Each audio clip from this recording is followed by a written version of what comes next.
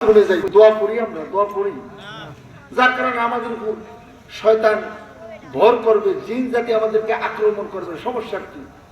আমরা তো আল্লাহ নবীর কথা শুনি না। আপনি ঘুমিয়ে আছেন, এই ঘুম থেকে আবার উঠতে পারবেন, এটার কোনো সম্ভাবনা আছে? নিশ্চিত আছে? এই জন্য কি করতে হবে? রাত্রে শোয়ার সময় 3 কুল পড়েন, 3 কুল পয়রা শরীরে ফু দেন, আয়াতুল কুরসি জানে পয়রা ফু দেন।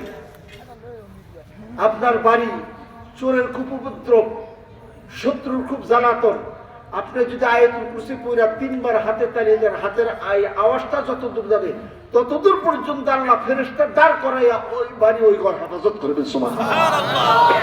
চুরি হবে না। আগের যুগে শুনতেন কলা গাছে কলা চুরি করতে গেছে, চোরাই কলা শরীর ধরে বসে রয়েছে। এইটার কেরামতি কি? এইটার কেরামতি কিচ্ছু না।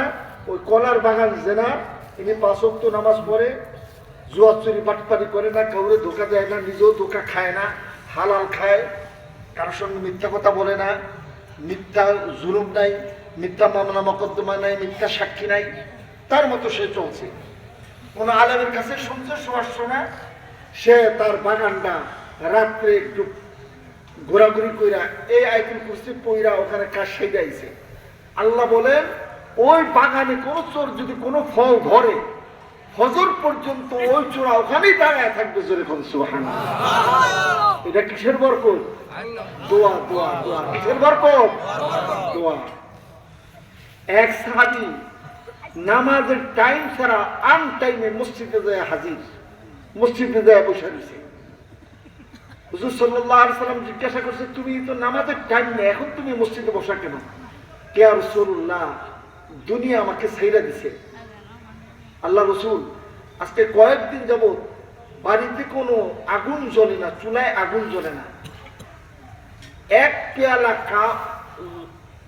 জব নাই, আটা নাই,